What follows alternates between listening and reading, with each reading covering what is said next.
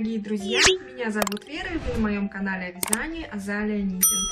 Я уже очень давно не снимала видео, и нужно наверстывать упущенное, поэтому сегодня я хочу показать вам две готовые работы, но подробнее рассказать об одной из них. У меня тут на фоне детский календарь, надеюсь, это вас не сбивает.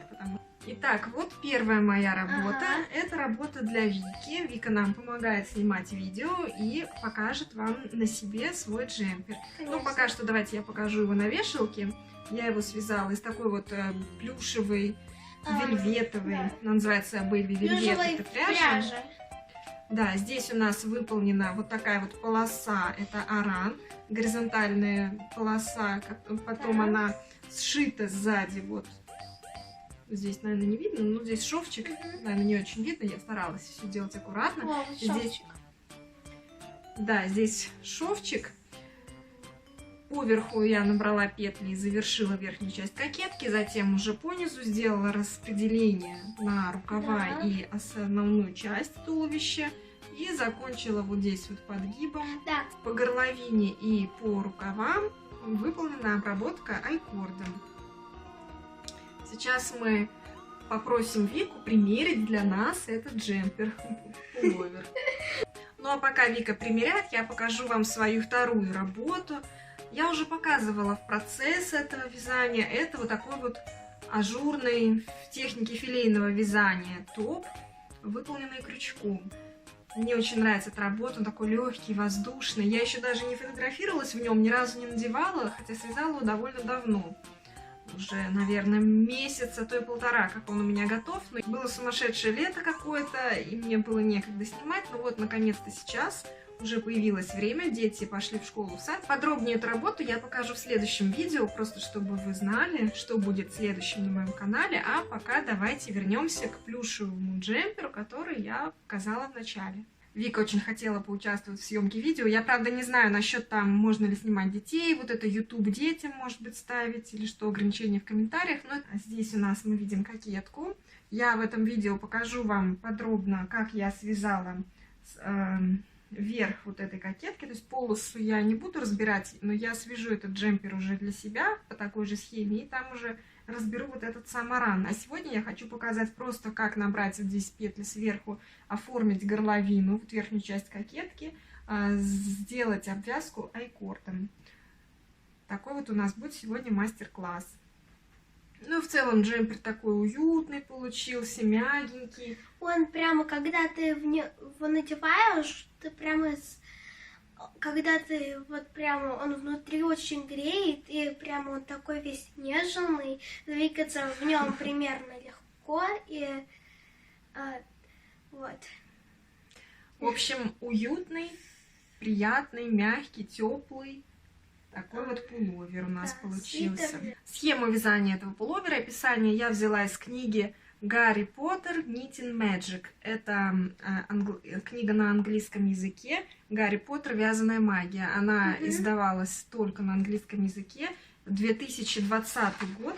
20 или 19? По-моему, 20. По-моему, да, 20. Она издана в 2020 году. И здесь представлено 25 схем вязаных изделий, так или иначе связанных с символикой из фильма «Гарри Поттер». То есть здесь есть напрямую модели из фильма, шарф Гарри Поттер и так далее, а есть какие-то отдаленно вот напоминающие. В частности, вот этот джемпер называется «Совиная почта». Вот он, All Post Pullover. Вика очень захотела именно такой джемпер, но для себя. И так как это у нас детское изделие, я переживала, что если я возьму такую же схему, получится полоса широкая, и тут уже мало останется для кокетки, но в целом получилось аккуратно. Понятно, что здесь расчеты только для взрослых размеров. Мне пришлось все переделать на детский размер, но я считаю, я хорошо справилась.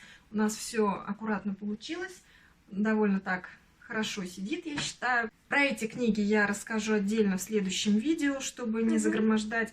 Они заслужат внимания, потому что модели, применимые к жизни, не только из фильма, а и повседневные какие-то вещи, которые можно носить на каждый день, поэтому мне очень понравилось. И я купила эту книгу себе. Изначально я взяла в библиотеке и потом уже купила такую, мне понравилось. А еще есть другая книга. С крючком. Гарри Поттер Crochet Wizardry. Не знаю, как это. Ну, Croquet Wizardry, по-моему. В общем, не крокет, а крошет. Крошет — это крючок у нас по-английски, это вообще французское слово. Вот, и здесь все по крючку. Да. Мне тоже, это библиотечная, вон тут библиотечная наклейка. Мне хотелось посмотреть, что здесь. Эта книга выпущена совсем недавно, 17 августа 2021 года, то есть свежайшая книга. Я ее тут же взяла в библиотеке, у нас хорошие библиотеки, все есть. 7 копий, была очередь на эти книги, но вот я была в очереди номер... Какой же номер была? Номер 3, по-моему. Да, номер 3, по-моему. Я взяла. Я сначала уже... подумала номер 4, а оказывается номер 3, да. Мне уже сейчас нужно возвращать будет эту книгу. Мне меньше понравилось. Тут есть такие модели, ну, я расскажу об этом в следующем видео. Есть модели тоже такие, которые можно носить и в жизни, но большинство такие вот либо игрушки, либо именно вот для тех, кто любит именно вот что-то вроде косплея, там устраивать вот это вот шляпа. Вот здесь мне Добби понравился. Добби буду вязать. А мне понравилась вот эта вот птица, я забыла, как называется. Птица Феникс. А, да, Феникс. Ну, в общем, это все я покажу вам в другом видео. Я обожаю Гарри Поттера. Кстати, у меня еще есть учительница. Она вообще-то, она фанатка Гарри Поттера. У Вики школьная учительница, да, любит Гарри Поттера. Молодая совсем девушка, наверное, после института только. И она, ну мы же в Америке живем, она американка, понятное дело. Да, вся школа, она в Севине... Ой, какая школа? Класс, он весь в Гарри Поттерском стиле. Все как бы... голые, ну как все обставлено, да, вещами, там еще книжки Гарри Поттера. Итак, в следующих видео мы с вами поговорим о книгах по Гарри Поттеру. Также я покажу вам вот этот топ. Ну а сегодня давайте посмотрим подробнее, как связать вот такой вот джемпер. Сейчас я его разложу на столе, и мы все подробно посмотрим. Да, я забыла показать в этой книге. Помимо этой картинки, которую показала, есть еще вот детали. На рукавах сова, тоже аран, такой в виде совы. Но я здесь не стала вязать, я хочу себе связать такой джемпер, уже выполнить этих сов по краю рукава. А здесь, если вот подогнуть, то с изнаночной стороны вышито by all post, доставлено совиной почтой. Ну, почему совиная почта? Ну, я думаю, потому что просто цвет этого джемпера похож на оперение совы. Ну и плюс вот совы на рукавах выполненные, надпись. В этом видео я сделаю краткий обзор на джемпер и покажу, как связать кокетку. То есть покажу схему для арана. Сам аран будем вязать в другом видео, в отдельном. А сейчас просто покажу, что делать с этой полосой связанной, и как из нее сделать вот кокетку. Как связать росток и обработать край горловины айкордом. Итак, пуловер совиная почта на девочку 9 лет. Я использовала пряжу Bernat Baby Velvet, цвет Ever After Pink, розовый. Это 100% полиэстер, плюшевая такая пряжа, 300 грамм, 450 метров. Спицы 3,5 мм, расход 360 грамм. Узор здесь лицевая гладь и на кокетке полоса такая с араном. Плотность моего вязания. Узор лицевая гладь, 19 петель 12 сантиметров, в 1 сантиметре 1,58 петли, 6 рядов 3 сантиметра, в 1 сантиметре 2 ряда. Дальше необходимо произвести измерения, снять мерки. Здесь я записала все мерки: обхват талии, обхват груди, длина пуловера от плеча вот до низа, длина рукава, обхват руки сверху, обхват запястья. Длина полосы вот этой с араном или окружность кокетки 100 сантиметров у меня получилось. И высота кокетки 21 сантиметр. Вот этот слайд очень люблю делать. Первый этап: вяжем аран поворотными рядами, сшиваем в кольцо. Второй этап: вяжем лицевой гладью вверх кокетки, вывязываем росток и обрабатываем горловину айкордом. Третий этап: вяжем низ кокетки, разделяем вязание на тело и рукава. Четвертый этап: Вяжем тело лицевой гладью до нужной длины пуловера. У меня это 29 сантиметров от подрезов. И последний этап. Вяжем рукава и обрабатываем их айкордом. Итак, давайте остановимся на каждом из этапов подробнее. Первое. Вяжем аран поворотными рядами. Набираем 30 петель. Один раппорт у нас 24 ряда. Вяжем 100 сантиметров. Это 11 раппортов. И сшиваем начало и конец этой полосы. Можно использовать набор петель с открытым краем, чтобы удобнее было сшивать потом по открытым петлям. Ну, я покажу, как я делала, просто крючком сшила. Здесь у нас схема, пожалуйста, себе сохраните, кто хочет вязать такой джемпер. Я также выложу ее в Инстаграм, ВКонтакте, на вкладку, насчет вкладки сообщества не уверена. В общем, где выложу, я оставлю ссылки в описании к этому видео. Вот такая полоса у меня получилась. Я связала все 11 раппортов.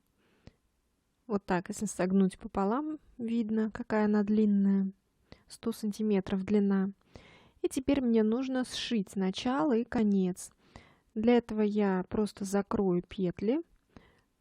Можно закрывать любым привычным для вас способом. Я всегда вот так закрываю. Одну петлю провязываю и одеваю.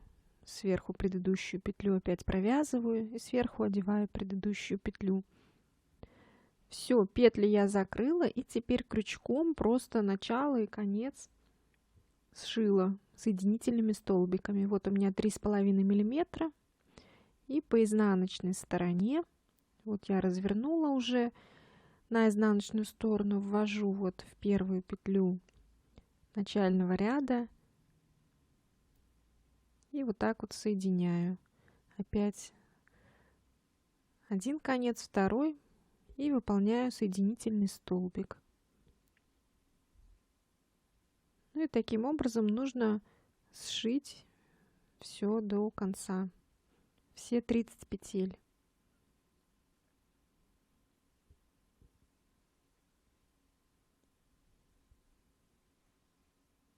Можно иглой сделать, но я вот крючком захотела. Вот что у меня получилось. Такой вот шов. Далее вяжем верхнюю часть кокетки. Высота верхней части кокетки 21 сантиметр. Минус 15 сантиметров это ширина той полосы, которую мы связали араном. И получается остается 6 сантиметров. То есть от верхнего края полосы с араном до уже горловины должно быть всего 6 сантиметров. Ну, довольно мало, потому что это у меня детский все-таки джемпер. 6 сантиметров это 12 рядов. Набираем по краю полосы с араном 132 петли. Из одной кромочной петли будет одна петля набрана. И вяжем следующим образом. Первый ряд все лицевые, второй ряд делаем убавки. 2 лицевые вместе чередуем. С 3 по 8 ряды все лицевые без убавок. 9 ряд убавления. Опять у нас пошли 1 лицевая, 2 лицевые вместе чередуем. 10-11 ряды все лицевые. Теперь я буду набирать петли по верхнему краю этой полосы. 132 петли нужно набрать из одной кромочной, 1 петля. Это удобнее делать крючком. И плюс еще нужно ввязать в полотно, зацеплять свободный конец от наборного ряда, кончик ниточки. Но потом я все вот постепенно переодеваю на спицу. Все, набрала все петли, одеваем маркер начала ряда и будем вязать уже по схеме, которую я рассказала. Первый ряд все лицевые. Обратите внимание, что здесь я первый ряд вяжу за заднюю половинку петли, потому что когда набираешь крючком, как я набрала, то петли получаются перекрученные, как при бабушкином методе вязания. Поэтому первый ряд я вяжу за заднюю стенку, чтобы петли встали как надо, развернулись. Ну и дальше вяжем все по схеме.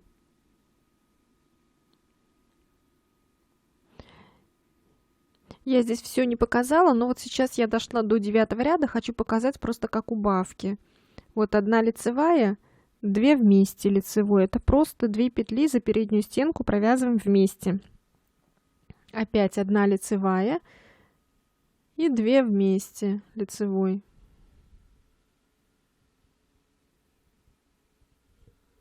И повторяем так до конца ряда. К концу ряда останется 68 петель. Дальше что нужно сделать? Связать росток обязательно. Обычно принимают росток 3 сантиметра. В моем случае это 6 рядов. Ну и здесь я добавила попетельно по рядам схему. Первый ряд мы вяжем 25 петель лицевыми, дальше поворачиваем вязание. Ну, я здесь сразу расскажу, на самом деле я, конечно, покажу это еще в кадре, как вязать попетельно. Второй ряд 50 петель изнаночными. Это мы когда развернулись, мы возвращаемся к маркеру, у нас 25 петель. И за маркер начало ряда мы двигаемся еще в другую сторону, также 25 петель. Вот 50 и получилось. Дальше поворачиваем вязание, вяжем третий ряд, доходим до маркера, и после маркера мы вяжем на 3 петли меньше. То есть 47 получается, потом поворачиваем вязание, опять доходим до маркера и вяжем опять на 3 петли меньше, у нас 4 ряд, и так далее. Еще 2 ряда, 5 и 6 это как 3 и 4. Все сейчас свяжем в кадре. Далее 2 полных круга лицевыми, уже когда росток готов, и обрабатываем горловину аккордом. Вяжем росток. Первый ряд. Итак, 25 петель вяжем лицевыми. 1, 2, 3. Так, провязали 25 петель от маркера. Теперь нужно развернуть вязание.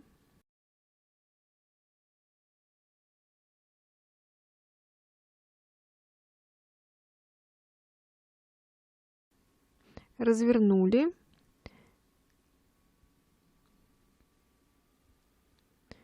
Теперь нужно сделать накид и снять вместе с накидом, чтобы не было дырочки. Теперь пошли вязать изнаночные петли. Вяжем до маркера. Это у нас получится 25 петель.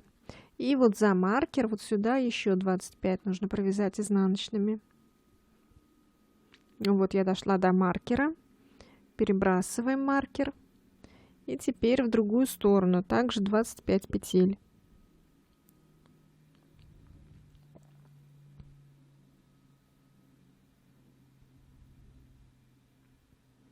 Все, связали 25. Теперь поворачиваем вязание, делаем накид, снимаем и вяжем все петли до маркера.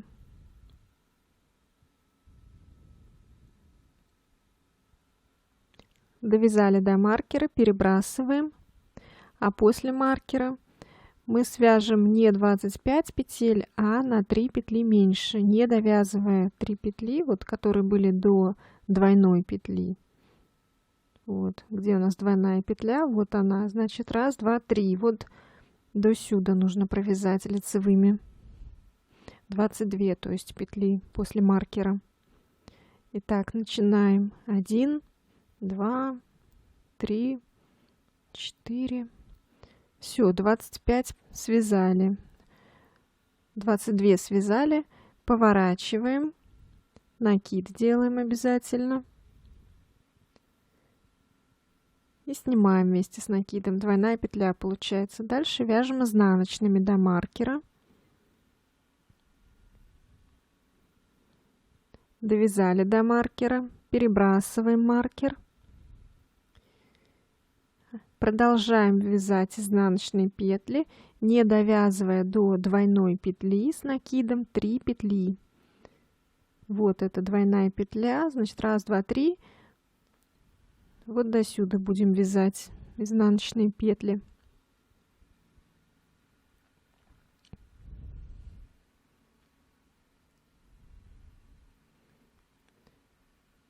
Вот, дошли у нас, вот они 3 петли остались недовязанные.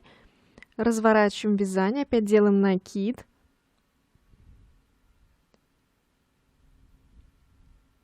Опять вяжем до маркера, не довязываем 3 петли, точно так же. Потом разворачиваемся и вяжем за маркер, тоже не доходя 3 петель. Сделайте это самостоятельно. 5-6 ряды. Все, я закончила 5-6 ряды. Вот у меня 6 ряд закончен. Теперь разворачиваемся, делаем накид и снимаем первую петлю и вяжем. До маркера вяжем. Связали до маркера, и теперь нужно сделать 2 полных круга лицевыми петлями, а потом будем вязать айкорд. И сейчас я подробно в кадре покажу, как сделать айкорд.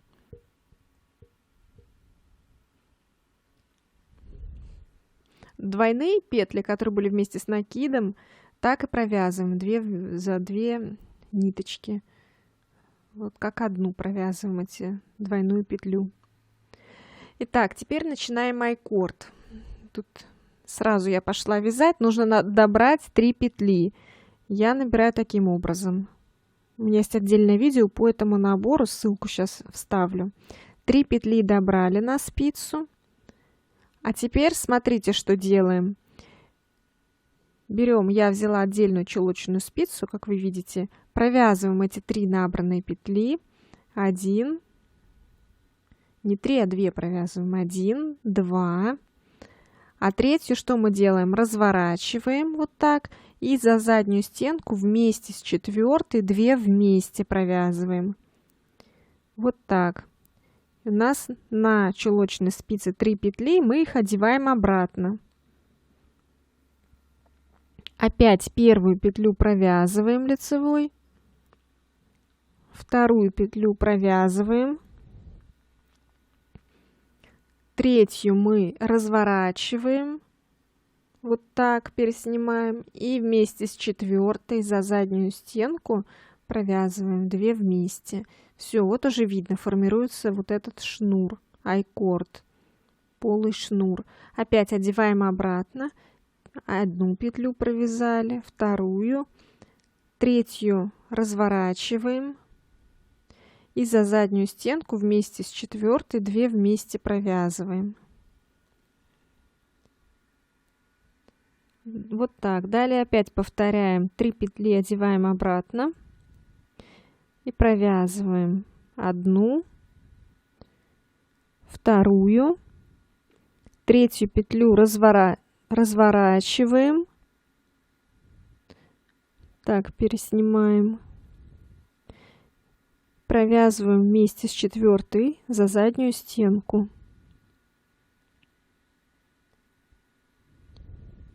Вот так. И повторяем эти действия до конца ряда. На этой пряже не очень видно, такое все более смазанное, какое-то размытое. Но все равно, я думаю, можно понять, как это делать. 1, 2. Дальше разворачиваем третью петлю и за заднюю стенку провязываем вместе с 4-й. Готово. Теперь обратно одеваем. Провязываем первую петлю, вторую, разворачиваем третью,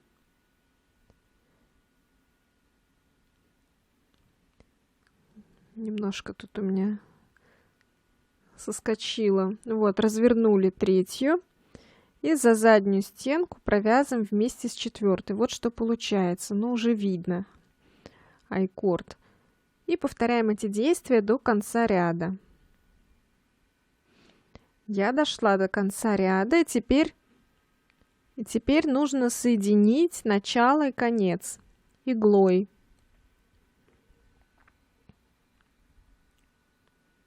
Для этого мы отрежем хвостик такой достаточной длины, берем иглу и будем пришивать. Будем руководствоваться этой картинкой, которую я слева поместила.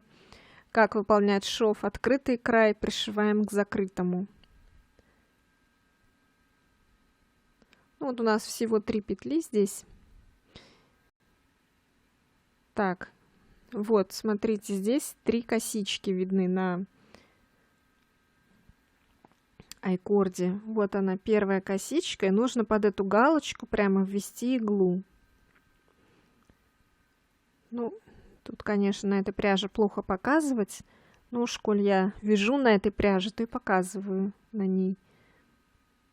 Вот так вводим за эту галочку первую. Может, я не совсем верно тут что-то соединила, но в целом получилось неплохо. Дальше вот у нас, смотрите, сверху вводим в первую петлю, а во вторую снизу. Вот так, снизу наверх выводим иглу. Третью петлю пока можно на спицу, чтобы не потерялась, одеть. Дальше что у нас? Дальше второй ряд, вторая косичка пошла. Где вторая косичка идет? Вот вторая косичка идет, значит, за эту петлю, за галочку мы вводим иглу.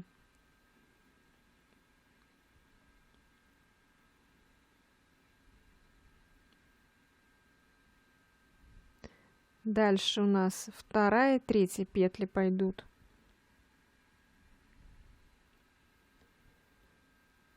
Вторая сверху вниз вводим. Вот так. А в третью снизу вверх вводим иглу. Затягиваем. И осталась у нас третья косичка. Где она на айкорде?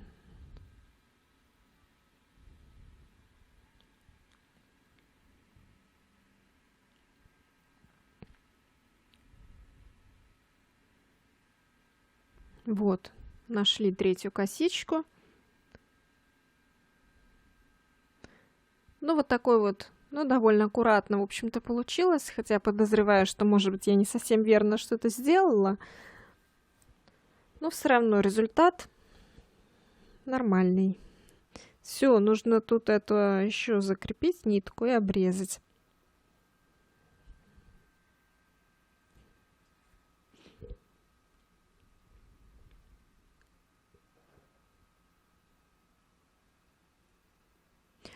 Все, я обрезала. Вот такая кокетка у меня получилась. Дальше я уже не буду показывать вязание в кадре, потому что там уже все как при обычном реглане будет. Набор петель, разделение на тело и рукава. На этом верхняя часть кокетки готова. И нам нужно вязать дальше нижнюю часть. Это набираем по нижнему краю кокетки 198 петель. Я сначала набрала 132 петли, как и для верхней части, но этого было недостаточно для разделения на тело и рукава, поэтому можно сделать в следующем ряду прибавки, либо же сразу набрать 198 петель. Из 2 петель кромочных набираем 3 петли, то есть из одной петли у нас будет 1 петля, а из следующей петли уже 2. То есть за переднюю половинку петли 1 петля набирается, и за заднюю половинку тоже 1 петля. И так чередуем. Из одной 1, из одной 2. Из одной 1, из одной 2. И дальше мы провязываем 4 ряда лицевыми петлями и уже выполняем разделение на тело и рукава. Ну, это как при обычном реглане. То есть спинка 55 петель и перед 55 петель. Рукава по 44 петли и подрезы будут уже по 5 петель. Дальше вяжем тело до нужной длины и выполняем подгиб. А также вяжем рукава. Рукав составляет 49 петель с учетом 5 петель подреза и убавляем до 43 петель, по 2 петли в каждом шестом ряду, и вяжем до нужной длины рукава. У меня это 78 рядов. Даже можно было бы немножко побольше связать, но я боялась, что будет длинно, потому что я не делала резинку по краю, которая бы фиксировала манжету в нужном положении, а просто так свободно они. Просто край такой свободный получился, и поэтому не нужно делать его длинным, рукав. И обрабатываем край айкордом. На этом наш джемпер закончен. Спасибо всем за просмотр. Я желаю всем творческих успехов и хорошего настроения. Не забывайте подписываться на канал и ставить лайк, если вам понравилось это видео. а также пишите комментарии. Всем пока!